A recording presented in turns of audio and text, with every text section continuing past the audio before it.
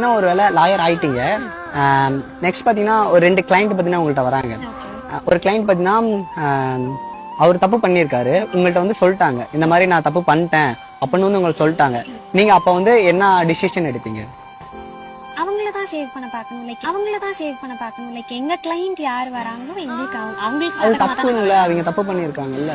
Advocate ப்ரொஃபஷனை பொறுத்த வரைக்கும் எங்களை நம்பி வரவங்கள தான் நாங்க காப்பாத்தணுமே தவிர அவர் தப்பு பண்ணவரா. நீங்க சொல்றது எனக்கு வேற மாதிரி தோணுது. உங்க கிளைண்ட்டை நீங்க காப்பாத்தணும் அப்படின்னா அவங்க தப்பு பண்ணி உங்கள்ட்ட எவ்வளவு வேணா பணம் கொடுத்தாலும் அப்ப யாரு என்ன வேணா தப்பு பண்ணிக்கலாமா? எங்களை நம்பி வராங்க, உங்களை நம்பி வராங்க. சரி, ஓகே, அவங்களுக்கு தான் நியாயமா இருக்கணுமே தவிர அவங்க பண்ண விஷயத்த நாங்க ஆராய முடியாது.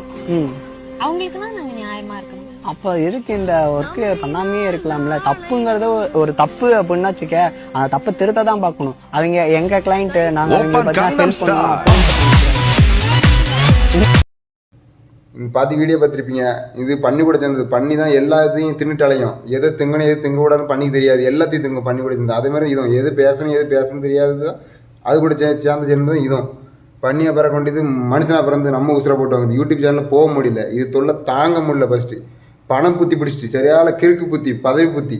இதுக்கெல்லாம் பதவி கொடுத்தனா முதலமைச்சர் என்ன கதிக்கு ஆக போகிறான்னு தெரில. இதெல்லாம் பல பிரச்சனை வரப்போகுது. அடுத்த வழியில் போகும். பாய்.